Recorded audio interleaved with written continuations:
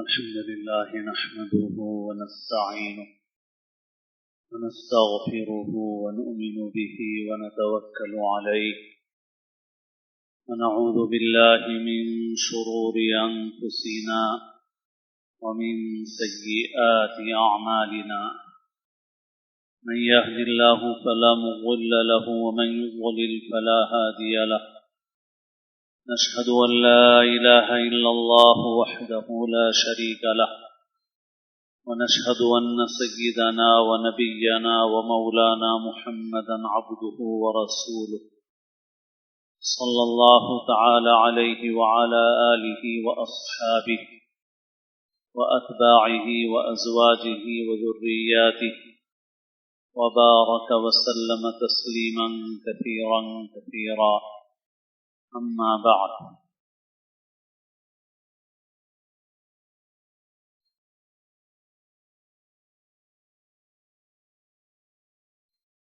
قابل احترام بزرگوں، عزیز دوستوں اور ساتھیوں، اللہ تعالی نے قرآن مجید میں ارشاد فرمایا ہے: اعوذ باللہ من الشیطان الرجیم بسم اللہ الرحمن الرحیم وَلَيَنصُرَنَّ اللَّهُ مَن يَنصُرُهُ إِنَّ اللَّهَ لَقَوِيٌّ عَزِيزٌ۔ اللہ تعالی ضرور مدد فرمائے گا ان لوگوں کی جو اللہ کی مدد کریں گے، یعنی اللہ کے دین کی مدد کریں گے۔ بلا شبہ اللہ تعالی قوت والا ہے، زبردست ہے، بھرپور قوت کا مالک اور زبردست اقتدار والا ہے۔ اللہ تعالیٰ نے قرآن مجید میں ایمان والوں کے لیے وعدے فرمائے ہیں، اب یہ فرمایا ہے کہ جو ایمان والے ہیں وہ سربلند رہیں گے۔ وَأَنْتُمُ الْأَعْلَوْنَ إِن كُنتُم مُؤْمِنِينَ۔ جب اللہ نے وعدے فرمائے ہیں ایمان والوں کی سربلندی کے، اہل ایمان کی مدد کے، تو پھر خیال ہوتا ہے کہ اللہ کی مدد کیوں نہیں آتی، یا اللہ کی مدد کب آئے گی؟ اللہ تعالیٰ نے اس کا جواب قرآن مجید میں دے دیا۔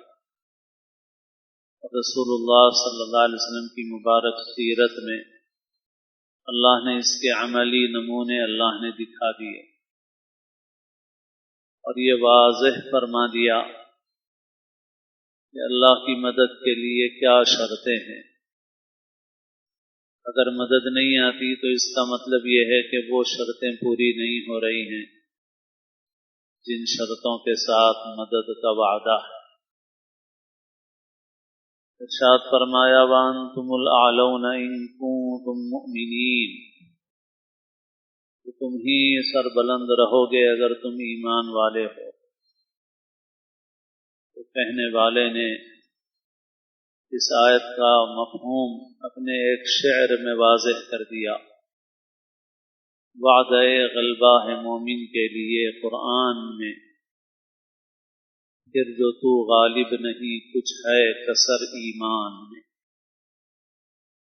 یعنی اللہ تعالیٰ کا وعدہ بلا شبہ سچا ہے کہ تم ہی سربلند رہو گے، لیکن اگر وعدہ پورا نہیں ہو رہا ہے تو اس کا مطلب یہ ہے کہ ہمارے ایمان میں کسر ہے، کمی ہے۔ اللہ تعالیٰ نے قرآن مجید میں کئی آیتوں میں وعدے جو فرمائے ہیں وہ ایمان اور تقوی پر فرمائے ہیں، کہیں صبر اور تقوی کا ذکر ہے۔ وَإِن تُؤْمِنُوا وَتَتَّقُوا وَإِن تَصْبِرُوا وَتَتَّقُوا، اگر تم صبر و تقوی اختیار کرو گے، اگر تم ایمان اور تقوی اختیار کرو گے، اللہ تعالیٰ کی مدد تمہارے ساتھ ہوگی۔ اس کے نمونے حضور پاک صلی اللہ علیہ وسلم کی مبارک زندگی میں بھی دکھا دیے گئے عملی طور پر۔ آپ صلی اللہ علیہ وسلم نے مکے میں زندگی گزاری، صبر و ثبات اور استقامت کی زندگی آپ نے گزاری اور آپ کے صحابہ نے گزاری۔ سخت سے سخت حالات رہے ناموافق، مگر مسلمان اپنے دین، ایمان، عقیدے پر ثابت قدم رہے، تکلیفیں برداشت کی، مگر اپنے ایمان میں کسی قسم کی مفاہمت انہوں نے قبول نہیں کی۔ پھر مدینہ منورہ ہجرت کر کے مسلمان پہنچے، اور مدینے میں بھی آرام سے نہیں بیٹھے۔ مدینے میں تقریباً فتح مکہ تک 8 سال زبردست کشمکش کے گزرے۔ پھر اس کے بعد بھی کچھ جنگیں پیش آئیں، غزوہ حنین پیش آیا، اور ان حالات میں اللہ تعالی نے اپنی نصرت اور مدد کے جو نمونے ہیں وہ اللہ نے دکھائے۔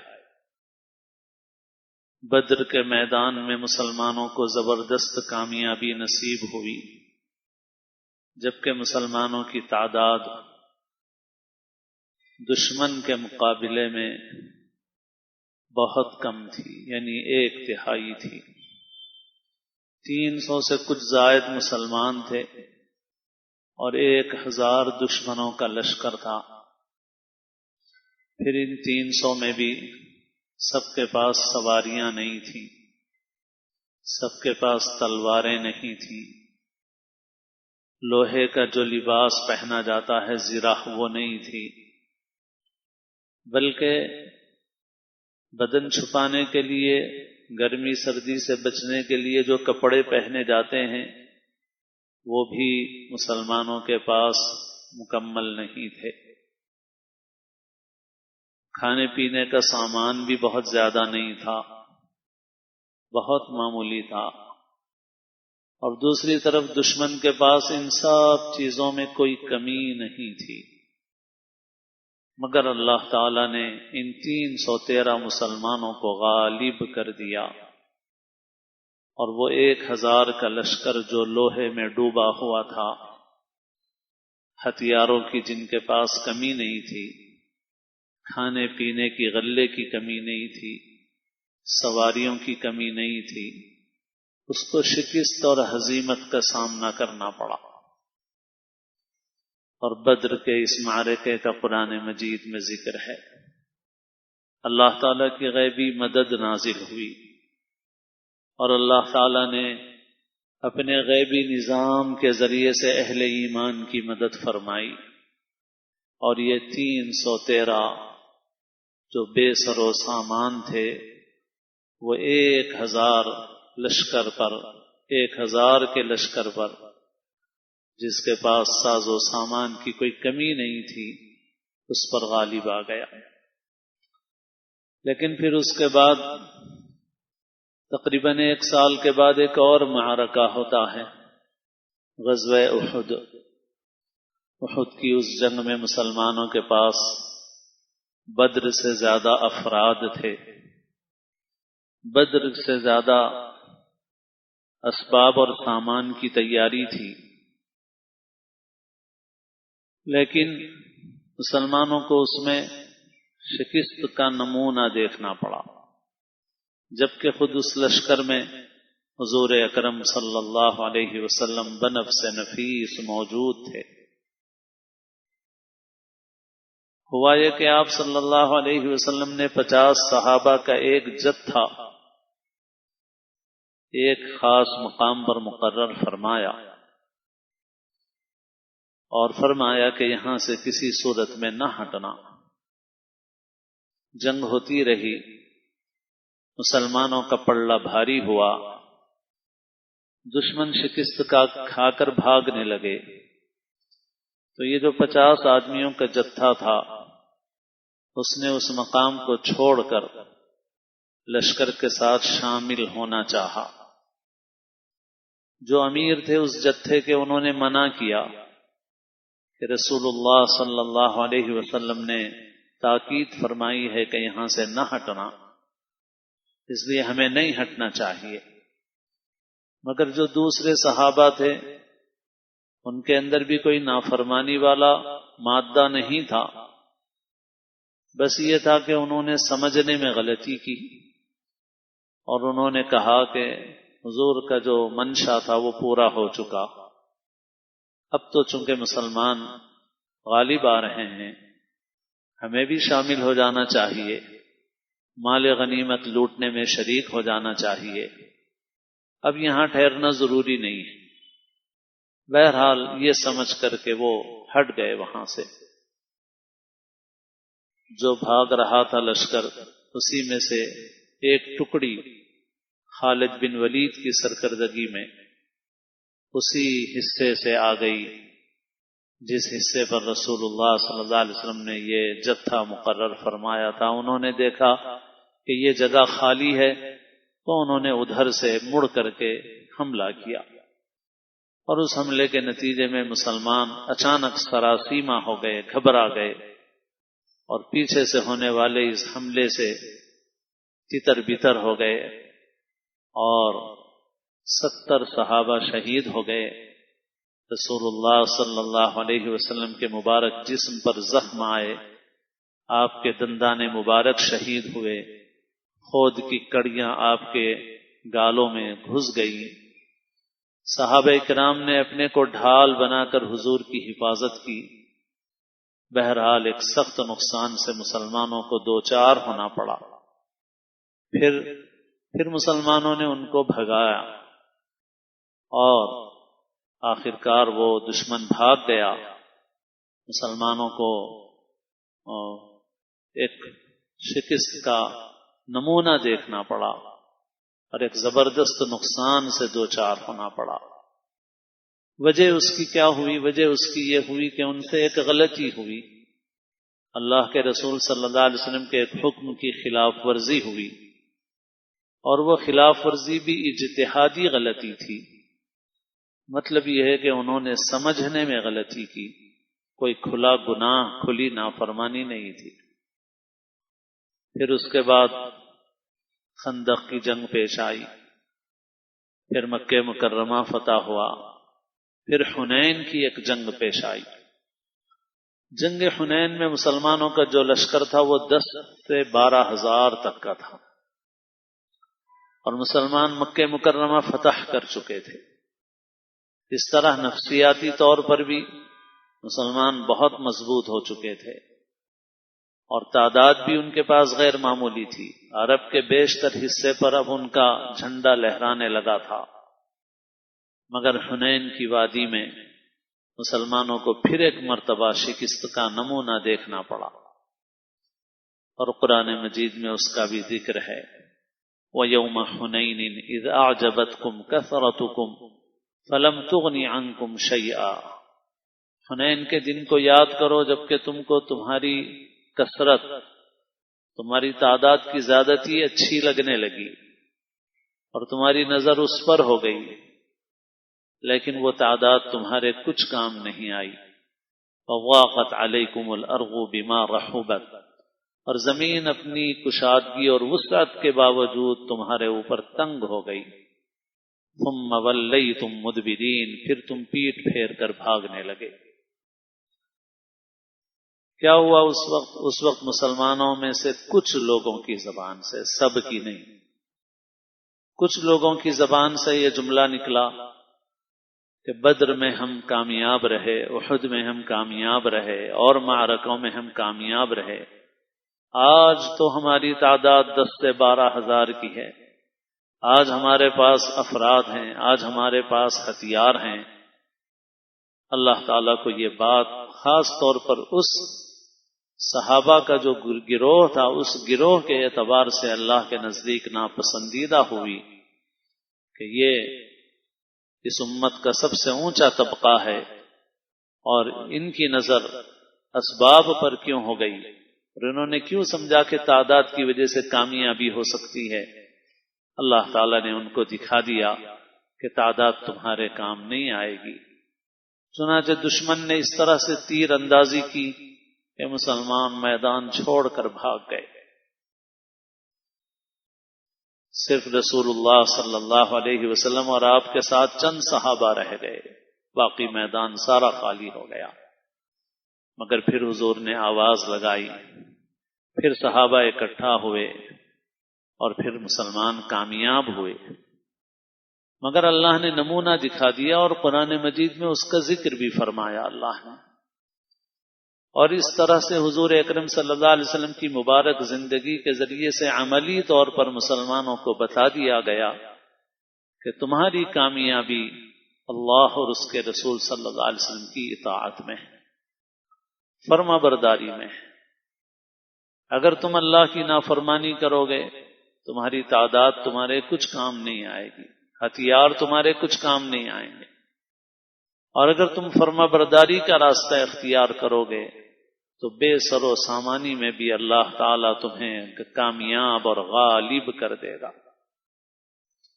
قرآن مجید میں اللہ کے ارشادات کو دیکھیے، اللہ تعالیٰ نے فرمایا وَلَيَنْصُرَنَّ اللَّهُ مَن يَنْصُرُهُ، اللہ تعالیٰ ضرور مدد فرمائے گا اس کی جو اللہ کی مدد کرے۔ اللہ تعالیٰ کسی کی مدد کا محتاج نہیں ہے، مراد اللہ کے دین کی مدد کرے۔ اللہ تعالیٰ زبردست ہے، قوت والا ہے۔ پھر آگے اللہ نے اور وضاحت فرمائی الذین ان مکناہم فی الارض اقاموا الصلاة وآتوا الزکاة وامروا بالمعروف ونہوا عن المنکر، اللہ تعالیٰ ان کی مدد فرمائے گا کہ جن کو اگر اللہ زمین میں اقتدار دے تو وہ نماز قائم کریں گے اور زکوٰۃ ادا کریں گے اور امر بالمعروف کریں گے اور نہی عن المنکر کریں گے۔ اللہ تعالیٰ ایسے لوگوں کی مدد فرمائے گا۔ دنیا میں پارٹیاں اپنا منشور جاری کرتی ہیں کہ اگر ہمیں اقتدار ملا ہم سڑک بنا دیں گے، پل بنا دیں گے، فلاں کام کر دیں گے، فلاں کام کر دیں گے، فلاں پروجیکٹ پورا کریں گے وغیرہ۔ لیکن اہل ایمان کا منشور کیا ہے؟ ان مکناہم فی الارض اقاموا الصلاة وآتوا الزکاة وامروا بالمعروف ونہوا عن المنکر، نماز قائم کریں گے، زکوٰۃ ادا کریں گے، امر بالمعروف کریں گے، نہی عن المنکر کریں گے۔ جو لوگ یہ کام کرنے والے ہیں اللہ تعالیٰ ان کی مدد فرمائے گا۔ اللہ تعالیٰ کا وعدہ کسی قوم کے ساتھ نہیں ہے،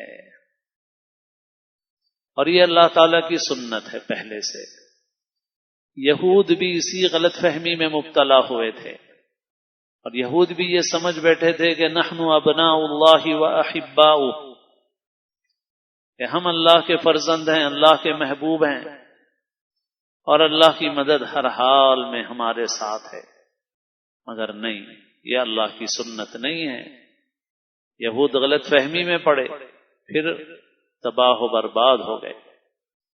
حضرت عیسیٰ نے اپنے حواریین سے کہا کونوا انصار اللہ، اللہ کے مدد کرنے والے، اللہ کے مددگار بن جاؤ، یعنی اللہ کے دین کے مددگار بن جاؤ۔ قال الحواریون نحن انصار اللہ، تو جو حواریین تھے حضرت عیسیٰ کے ساتھ انہوں نے کہا ہم ہیں اللہ کے دین کی مدد کرنے والے۔ پھر کیا نتیجہ ہوا؟ فَأَيَّدْنَا الَّذِينَ آمَنُوا عَلَىٰ عَدُوِّهِمْ فَأَصْبَحُوا ظَاهِرِينَ، پھر اللہ نے ان کے دشمنوں کے مقابلے میں ان کی مدد فرمائی اور وہ غالب ہو کر رہے۔ کب؟ جب وہ اللہ کے دین کے مددگار بنے۔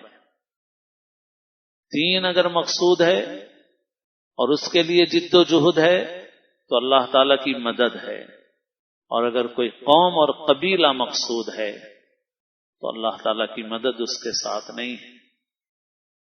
مسلمان آج ایک قوم کی حیثیت اختیار کر گئے، دین کی فکر ان کے اندر سے نکل گئی، اور مسلمانوں کو بھی دشمنوں نے تقسیم کر دیا۔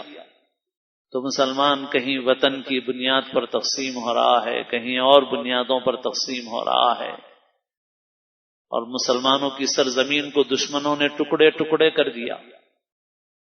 تو آج مسلمان یوم وطنی منا رہا ہے۔ مسلمان کے لیے تو پوری زمین وطن ہے، مسلمان پوری زمین پر اللہ کا کلمہ سر بلند کرتا ہے، اللہ کے دین کی سربلندی کے لیے محنت کرتا ہے۔ تو بہرحال اللہ تعالیٰ کا وعدہ کسی خاص گروہ اور قوم کے ساتھ نہیں ہے، اللہ تعالیٰ کا وعدہ ان لوگوں کے ساتھ ہے جو ایمان اختیار کریں، تقوی اختیار کریں، دین پر صبر، ثبات اور استقامت اختیار کریں، جن کی زندگی کا مقصد، میری زندگی کا مقصد تیرے دین کی سرفرازی، میں اسی لیے مسلمان، میں اسی لیے نماز، جن کی زندگی کا یہ مقصد ہو، جن کا یہ نعرہ ہو، ان کے ساتھ اللہ کی مدد ہے۔ اللہ کی مدد کب آئے گی؟ اللہ کی مدد اس وقت آئے گی جب ہم ان صفات کو اختیار کریں گے۔ قنوت نازلہ کے متعلق بھی اس سے پہلے جمعہ میں 2-3 جمعوں میں بات عرض کی گئی کہ قنوت اور دعا کے ساتھ 3 چیزیں لازم ہیں۔ ایک ہے توبہ، تقوی اختیار کرو، گناہوں سے توبہ کرو، کیونکہ گناہوں پر اصرار کے ساتھ دعائیں قبول نہیں ہوتی ہیں۔ صحابہ کرام جیسا مقدس گروہ کہ امت میں ان سے بہتر کوئی گروہ نہیں ہوگا، نہ ہوا ہے نہ ہوگا، اور ان کا حال یہ ہے کہ ان سے ایک اجتہادی خطا ہو جاتی ہے تو ان سے اللہ کی مدد کچھ دیر کے لیے ہٹ جاتی ہے،